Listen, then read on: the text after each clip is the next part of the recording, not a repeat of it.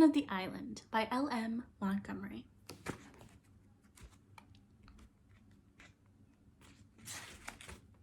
Chapter 1.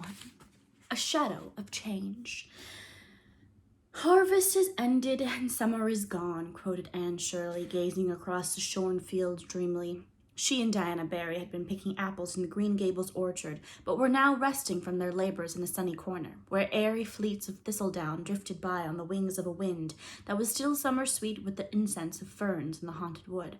But everything in the landscape around them spoke of autumn.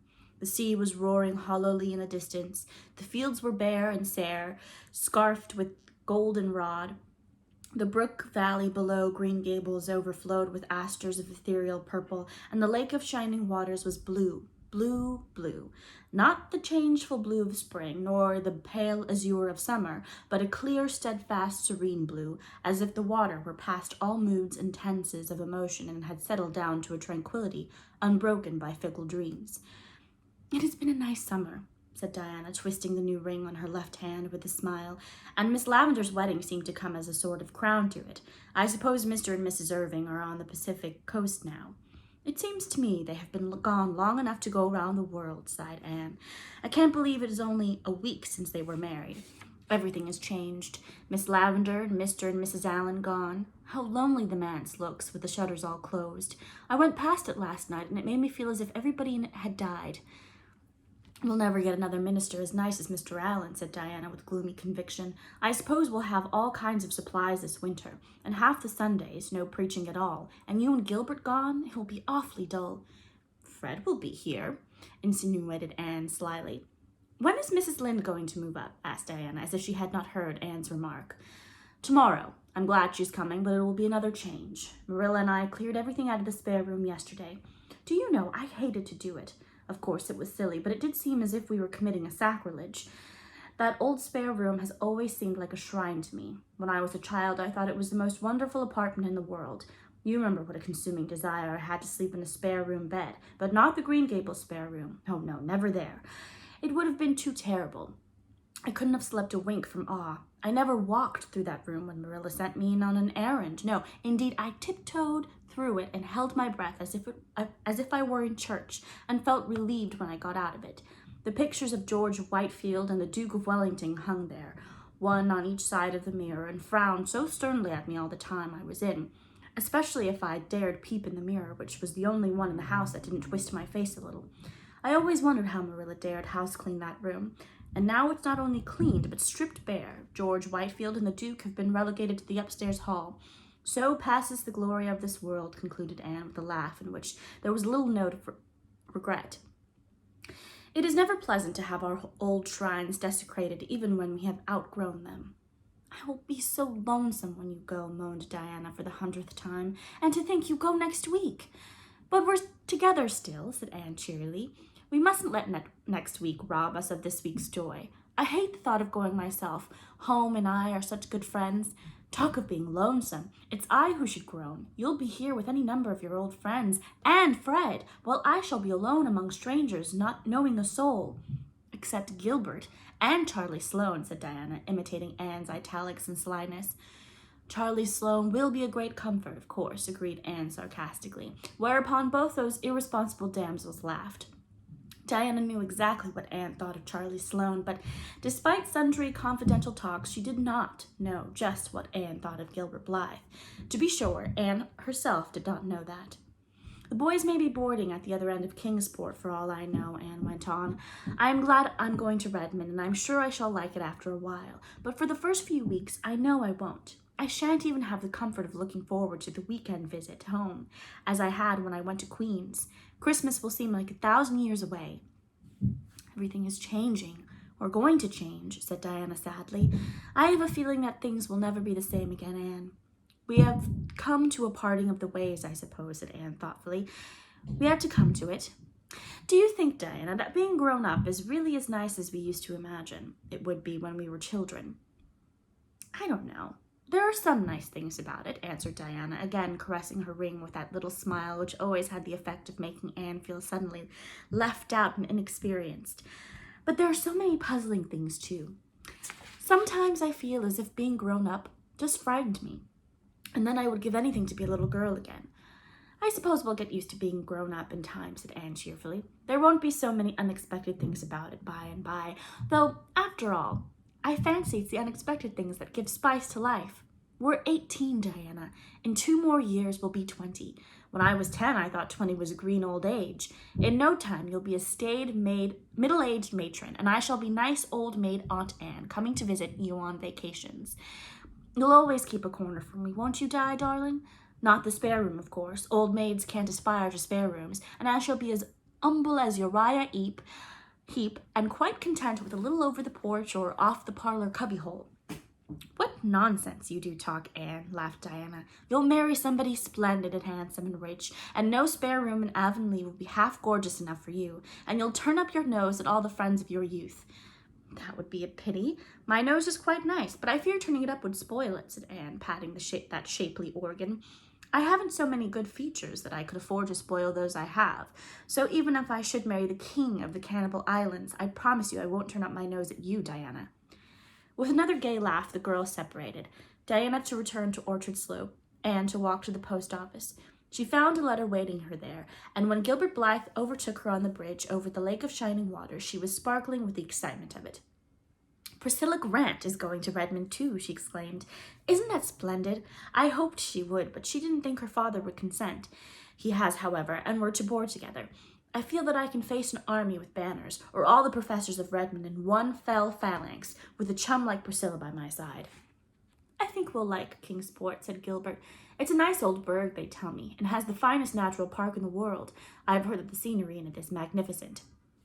I wonder if it can be any more beautiful than this, murmured Anne, looking around her with the loving, enraptured eyes of those to whom home must always be the loveliest spot in the world, no matter what fairer lands may lie under alien stars. They were leaning on the bridge of the old pond, drinking deep of the enchantment of the dusk, just at the spot where Anne had climbed from her sinking dory on the day Elaine floated down to Camelot. The fine and purpling dye of sunset still stained the western skies, but the moon was rising, and the water lay like a great silver dream in her light. Remembrance wove a sweet and subtle spell over the 2 young creatures. You are very quiet, Anne, said Gilbert at last. I'm afraid to speak or move, for fear all this wonderful beauty will vanish just like a broken silence, breathed Anne. Gilbert suddenly laid his hand over the slender white one lying on the rail of the bridge. His hazel eyes deepened into darkness. His still boyish lips opened to say something of the dream and hope that thrilled his soul. But Anne snatched her hand away and turned quickly. The spell of the dusk was broken for her. I must go home, she exclaimed with a rather overdone carelessness. Marilla had a headache this afternoon, and I'm sure the twins will be in some dreadful mischief by this time. I really shouldn't have stayed away so long. She chatted ceaselessly and inconsequently until they reached the Green Gables lane. Poor Gilbert had hardly had a chance to get a word in edgewise. Anne felt rather relieved when they parted. There had been a new secret self-consciousness in her heart with regard to Gilbert ever since that fleeting moment of revelation in the garden of Echo Lodge. Something alien had intruded into the old perfect school-day comradeship, something that threatened to mar it. I never felt glad to see Gilbert go before, she thought half resentedly, half sorrowfully, as she walked alone up the lane. Our friendship will be spoiled if he goes on with this nonsense. It mustn't be spoiled. I won't let it. Why can't boys just be sensible? Anne had an uneasy doubt that it was not strictly sensible that she should still feel on her hand the warm pressure of Gilbert's, as distinctly as she had felt it for the swift second his had rested there, and still less sensible that the sensation was far from being an unpleasant one, very different from that which had attended a similar demonstration on Charlie Sloane's part when she'd been sitting out a dance with him at a White Sands party 3 nights before. Anne shivered over the disagreeable recollection, but all problems connected with infatuated swains vanished from her mind when she entered the homely, unsentimental atmosphere of the Green Gables kitchen, where an 8-year-old boy was crying grievously on the sofa. What is the matter, Davy? Asked Anne, taking him up in her arms. Where are Marilla and Dora? Marilla's putting Dora to bed, sobbed Davy, and I'm crying because Dora fell down on the outside cellar steps, heels over head, and scraped all the skin off her nose and... Oh, well, don't cry about it, dear. Of course you are sorry for her, but crying won't help her anyway. She'll be all right tomorrow. Crying never helps anyone, Davy boy, and I ain't crying 'cause Dora fell down the cellar, said Davy, cutting short Anne's well-meant preachment with increasing bitterness. I'm crying 'cause I wasn't there to see her fall. I'm always missing some fun or some or other, seems to me. Oh, Davy, Anne choked back an unholy shriek of laughter. Would you call it fun to see poor little Dora fall down the steps and get hurt? She wasn't much hurt, said Davy defiantly. Of course, if she'd been killed, I'd have been real sorry, Anne, but the Keiths ain't so easily killed. They're like the Blewetts, I guess. Herb Blewett fell off the hayloft last Wednesday and rolled right down through the turnip chute into the box stall, where they had a fearful wild cross horse and rolled right under his heels, and still he got out alive with only 3 bones broke. Mrs. Lynde says there are some folks you can't kill with a meat axe. Is Mrs. Lynde coming here tomorrow, Anne? Yes, Davy, and I hope you'll be always very nice and good to her. I'll be nice and good, but will she ever put me to bed at nights, Anne? Perhaps. Why? 'Cause, said Davy very decidedly, if she does, I won't say my prayers before her like I do before you, Anne. Why not? 'Cause I don't think it would be nice to talk to God about strangers, before strangers, Anne. Dora can say hers to Mrs. Lynde if she likes, but I won't. I'll wait till she's gone and then say 'em. Won't that be all right, Anne? Yes, if you are sure you won't forget to say them, Davy boy. Oh, I won't forget. You bet. I think saying my prayers is great fun. But it won't be as good fun saying them alone as saying them to you. I wish you'd stay home, Anne. I don't see what you want to go away and leave us for. I don't exactly want to, Davy, but I feel I ought to go. If you don't want to go, you needn't. You're grown up. When I'm grown up, I'm not going to do one single thing I don't want to do, Anne. All your life, Davy, you'll find yourself doing things you don't want to do. I won't, said Davy flatly. Catch me. I have to do things I don't want to now, 'cause you and Marilla will send me to bed if I don't. But when I grow up, you can't do that, and there'll be nobody to tell me not to do things. Won't I have the time?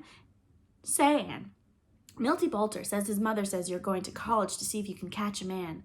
Are you, Anne? I want to know. For a second, Anne burned with resentment. Then she laughed, reminding herself that Mrs. Boulter's crude vulgarity of thought and speech could not harm her. No, Davy, I'm not. I'm going to study and grow and learn about many things. What things? Shoes and ships and sealing wax and cabbages and kings, quoted Anne. But if you did want to catch a man, how would you go about it? I want to know, persisted Davy, for whom the subject evidently possessed a certain fascination. You'd better ask Mrs. Boulter, said Anne thoughtlessly. I think it's likely she knows more about the process than I do. I will, the next time I see her, said Davy gravely. Davy, if you do, cried Anne, realizing her mistake. But you just told me to, protested Davy, aggrieved. It's time you went to bed, decreed Anne, by way of getting out of the scrape. After Davy had gone to bed, Anne wandered down to Victoria Island and sat there alone, curtained with fine-spun, moonlit gloom, while the water laughed around her in a duet of brook and wind. Anne had always loved that brook. Many a dream had she spun over its sparkling water in days gone by. She forgot lovelorn youths and the cayenne speeches of malicious neighbors and all the problems of her girlish existence. In imagination, she sailed over storied seas that washed the distant shining shores of fairylands forlorn, where lost Atlantis and Elysium lie, with the evening star for pilot to the land of heart's desire, and she was richer in those dreams than in realities, for things seen pass away. But the things that are seen are eternal, that are unseen are eternal. Chapter 2, Garlands of Autumn. The following week sped swiftly, crowded with innumerable last things, as Anne called them.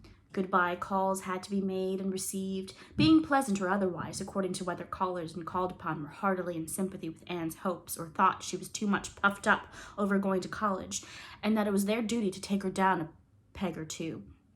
The AVIS gave a farewell party in honor of Anne and Gilbert one evening at the home of Josie Pye, choosing that place partly because Mr. Pye's house was large and convenient, partly because it was strongly suspected that the Pye girls would have nothing to do with the affair if their offer of the house for the party was not accepted. It was a very pleasant little time, for the Pye girls were gracious and said and did nothing to mar the harmony of the occasion, which was not according to their wont. Josie was unusually amiable, so much so that she even remarked condescendingly to Anne, "Your new dress is rather becoming to you, Anne. Really, you look almost pretty in it." "How kind of you to say so," responded Anne with dancing eyes. Her sense of humor was developing, and the speeches that would have hurt her at 14 were becoming merely food for amusement now. Josie suspected that Anne was laughing at her behind those wicked eyes, but she contented herself with whispering to Gertie as they went downstairs that Anne Shirley would put on more airs than ever now that she was going to college. You'd see. All the old crowd was there, full of mirth and zest and youthful lightheartedness. Diana Barry, rosy and dimpled, shadowed by the faithful Fred, Jane Andrews, neat and sensible and plain, Ruby Gillis looking her handsomest and brightest in a cream silk blouse with red geraniums in her golden hair, Gilbert Blythe and Charlie Sloane, both trying to keep as near the elusive Anne as possible. Carrie Sloane, looking pale and melancholy because, so it was reported, her father would not allow Oliver Kimball to come near the place. Moody Spurgeon McPherson, whose round face and objectionable ears were as round and objectionable as ever, and Billy Andrews, who sat in a corner all the evening, chuckled when anyone spoke to him, and watched Anne Shirley with a grin of pleasure on his broad, freckled countenance. Anne had known beforehand of the party, but she had not known that she and Gilbert were, as the founders of the society, to be presented with a very complimentary address and tokens of respect. In her case, a volume of Shakespeare plays, in Gilbert's, a fountain pen. She was so taken by surprise and pleased by the nice things said in the address, read in Moody Spurgeon's most solemn and ministerial tones, that the tears quite drowned the sparkle of her big gray eyes. She had worked hard and faithfully for the ABIS, and it warmed the cockles of her heart that the members appreciated her efforts so sincerely. And they were all so nice and friendly and jolly. Even the Pye girls had their merits. At that moment, Anne loved all the world. She enjoyed the evening tremendously, but the end of it rather spoiled all. Gilbert again made the mistake of saying something sentimental to her as they ate their supper on the moonlit veranda, and Anne, to punish him, was gracious to Charlie Sloane and allowed the latter to walk home with her. She found, however, that revenge hurts nobody quite so much as the one who tries to inflict it. Gilbert walked airily off with Ruby Gillis, and Anne could hear them laughing and talking gaily as they loitered along in the still crisp autumn air. They were evidently having the best of good times, while she was horribly bored by Charlie Sloane, who talked unbrokenly on, and never, even by accident, said one thing that was worth listening to. Anne gave an occasional absent yes or no, and thought how beautiful Ruby had looked that night, how very goggly Charlie's eyes were in the moonlight, worse than even by daylight, and that the world, somehow, wasn't quite such a nice place as she had believed it to be earlier in the evening. "I'm just tired out. That is what's the matter with me," she said when she thankfully found herself alone in her own room. And she honestly believed it was. But a certain little gush of joy as from some secret unknown spring bubbled up in her heart the next evening when she saw Gilbert striding down through the haunted wood and crossing the old log bridge with that firm, quick step of his. So Gilbert was not going to spend this last evening with Ruby Gillis after all. "You look tired, Anne," he said. "I am tired. And worse than that, I'm disgruntled. I'm tired because I've been packing my trunk and sewing all day, but I'm disgruntled because 6 women have been here to say goodbye to me, and every one of the 6 managed to say something that seemed to take the color right out of life and leave it as gray and dismal and cheerless as a November morning." "Spiteful old cats," was Gilbert's elegant comment. "Oh, no, they weren't," said Anne seriously. "That is just the trouble. If they'd been spiteful cats, I wouldn't have minded them, but they were all nice, kind, motherly souls who like me and whom I like. And that is why what they said or hinted had such undue weight with me.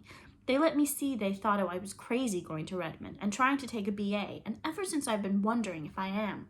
Mrs. Peter Sloane sighed and said she hoped my strength would hold out till I got through, and at once I saw myself a hopeless victim of nervous prostration at the end of my 3rd year.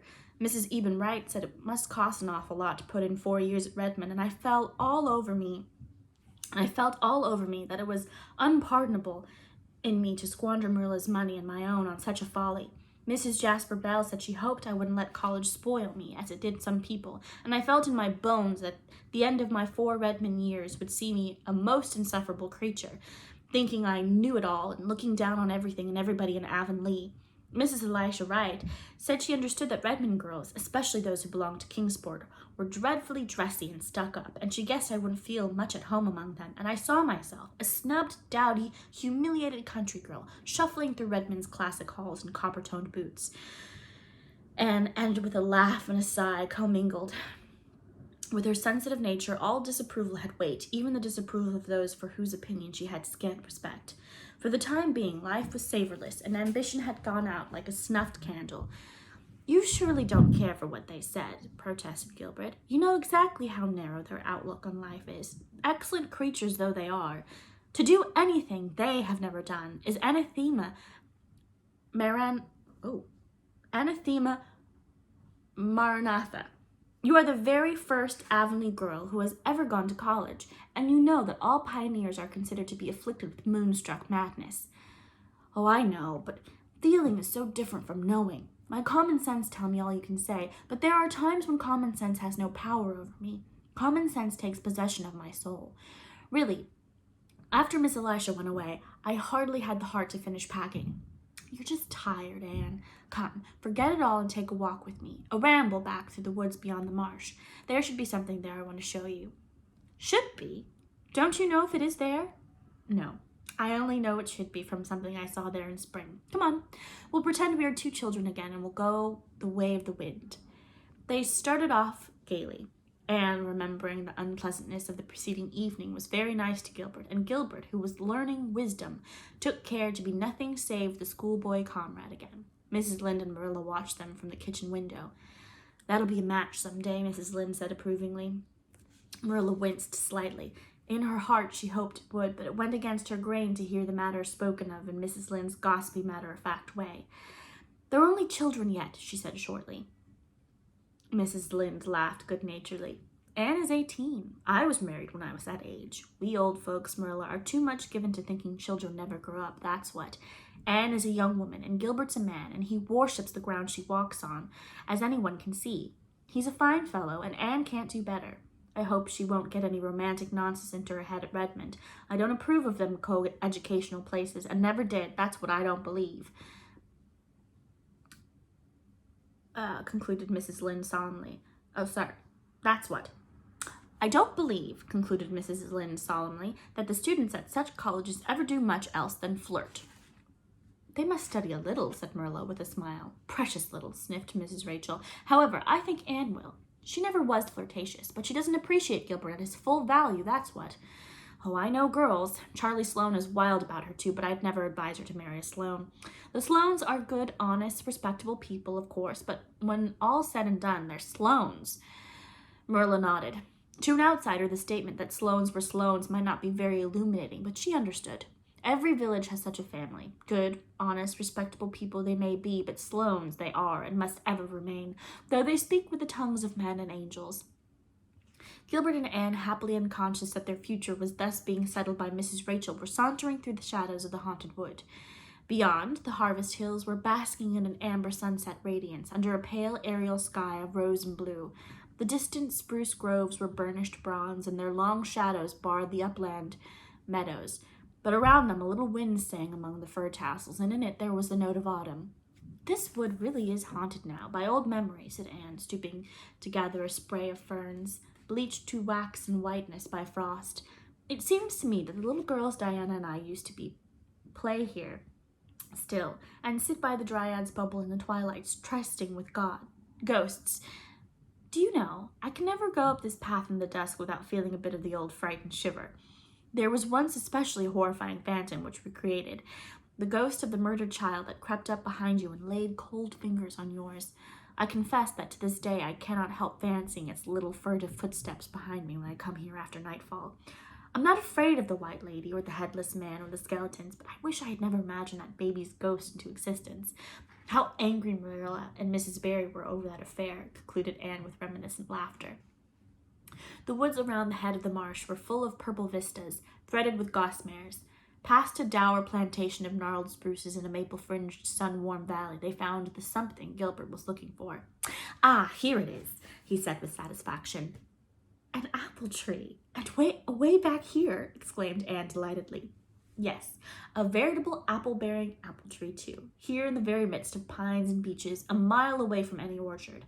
I was here one day last spring and found it all white with blossoms, so I resolved I'd come again in the fall and see if it had been apples. See, it's loaded. They look good, too, tawny as russets, but with a dusky red cheek. Most wild seedlings are green and uninviting."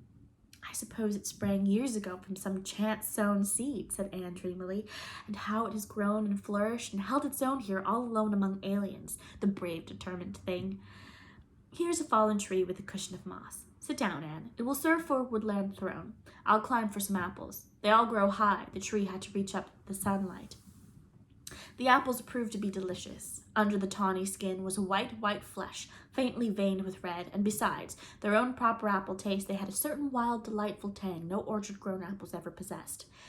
The fatal apple of Eden couldn't have had a rarer flavor, commented Anne. But it's time we were going home. See, it was twilight 3 minutes ago, and now it's moonlight. What a pity we couldn't have caught the moment of transformation, but such moments never are caught, I suppose.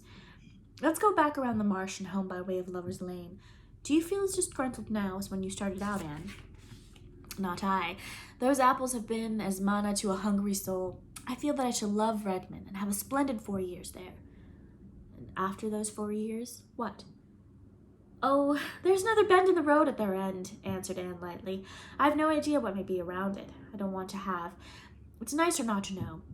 Lover's Lane was a dear place at night, still and mysteriously dim in the pale radiance of the moonlight.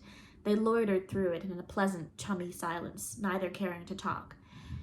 If Gilbert were always as he has been this evening, how nice and simple everything would be, reflected Anne.